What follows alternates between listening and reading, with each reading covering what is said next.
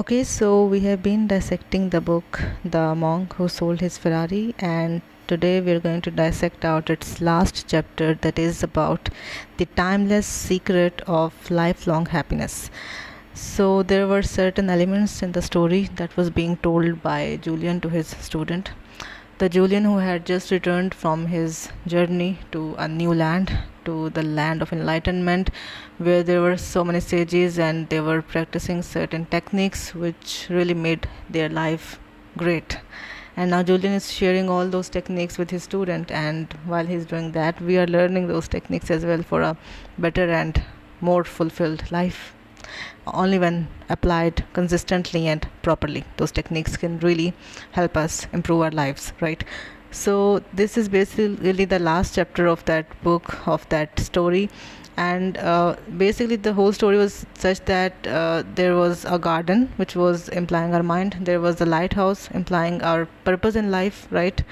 And there came a sumo slammer from that lighthouse, and he was wearing only a pink wire cable. Now that sumo slammer was indicating our constant a need for constant and never ending improvement in our lives. We must be improving it on a daily basis, on a regular basis, right? And that pink wire cable which he was wearing, which was covering his private parts, that wire cable was indicating the importance of self-control in our life, the importance of self-discipline in our lives, right?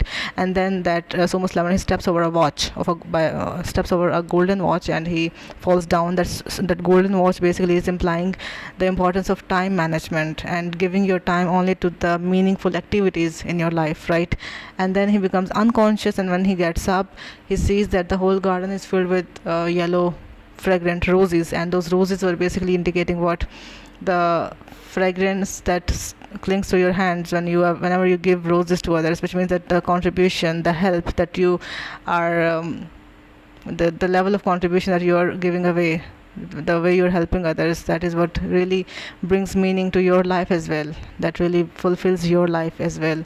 So that was the sixth principle. And now the seventh principle, that wrestler, when he gets up and he sees that there is a very intricate path in the forest, and that path is adorned with a lot of diamonds, right? There are diamonds on that path, and that path is leading to some place, and he just follows that path because that is adorned with diamonds. Definitely he wants them as well, so he just goes to that path, and by going to that path, he really discovers a place where he lives ever after, happily ever after. And this is how the story ends. So the diamonds in this story are basically indicating the timeless secret of lifelong happiness, and that secret basically is to live in the moment. That is what is being indicated by the diamonds. When we are truly living in the moment, we are able to enjoy the simple things in our lives, right? Because we're already so much we're always so much focused on the future, on the achievements of future, on our goals, that we just forget that the time when we are truly alive, the time when we are truly are living, is now. There will never be any tomorrow. There will only be today. Every day is today, right?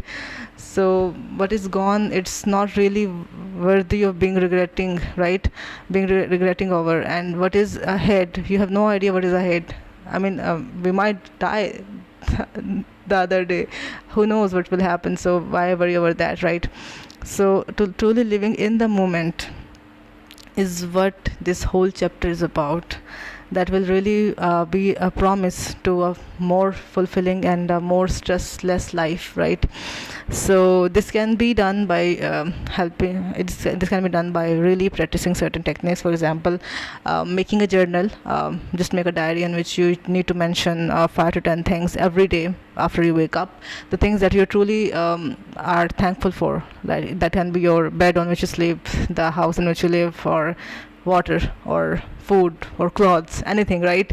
That doing this will really help you recall all those things that you have in your lives which you're truly thankful for. So you will be living in the moment, enjoying all those tiny things which you think are tiny, but they really do make a difference.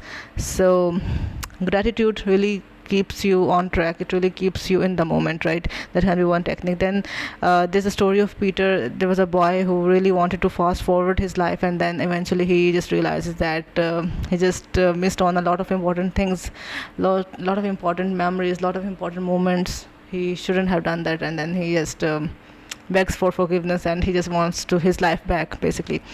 So do spend time with your parents. Do enjoy the little things in life. Like you must know that happiness is really not a destination. You just know how to enjoy the process as well, because if we'll just keep on putting off life, then it will not be worth it. TBH, it will never be worth it. So then Yogi Raman taught Julian, and then Julian is telling his student that there is a place, or there is a state of mind called as nirvana. Nirvana basically implies when you have truly transcended the stresses of life, and now you're truly, it's like kind of a heaven maybe in their language, that when you have truly transcended the stresses of life, and you have truly known yourself, what is your true purpose, what is your true calling in this life, what you are made for, what are your unique gifts, because we all are a genius in some way or the other. So we must know what our real talents are, and when we are progressing in that direction, no matter if we are being successful or not, just if we are really staying consistent, so we should be thankful for that, because that is the journey. And if we are truly progressing in our true calling, in the direction of our true calling, then we must be thankful for that as well. Not everyone really gets to go in the direction of their goals, of their dreams, but if you are even going in that direction, we must be thankful for that. So there's always something to be thankful for. There's always something to enjoy. Even after a very, very bad situation, you can always take out something to be thankful for. That's how this whole chapter ends. And in fact, with this note, we are done with the book, The Monk Who Sold His Ferrari. We have just seen all the elements of that fable. This is how the story ends.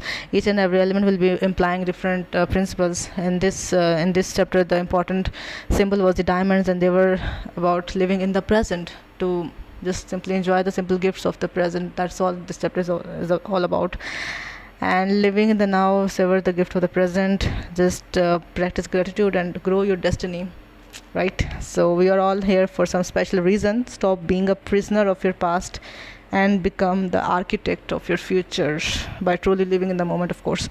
So each of these elements were simply implying different principles. So the garden was implying our mind, the lighthouse was implying our purpose in life, the Sumo Slammer was implying constant and never-ending improvement, the pink wire cable was implying the discipline, self-control, the gold watch was implying our respecting our time and giving it only to what really matters for us, the roses were implying selflessly serving others, or to contribute in the world, in the society, in any way possible, and the diamonds were simply implying the ageless, timeless principle of truly living in the moment. It is also called as mindfulness, when we are truly present in the moment.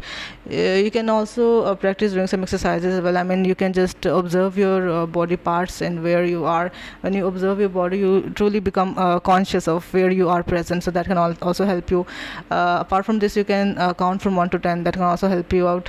Then you can make yourself observe or focus on on certain object in your room or wherever you are present. That can also keep you in the present. So there are a lot of yes, of course, meditation can really improve your focus and can really improve your mindfulness. So there are a lot of things to be done, and I have taught you quite a lot of them in these in the last few videos. So I hope it was a good journey with me, and I hope you really learned a lot about self-improvement and stuff, So the next book which we will be dissecting would be The Miracle Morning. It will help you attain a habit of early awakening, right? So you can also tell me or advise me, whatever, to do the dissection of which book. So that was all about it. That's all about the book, The Monk Who Sold His Ferrari. So it's over. Thank you so much for staying with me for so long. Allah Hafiz. Take care of yourself.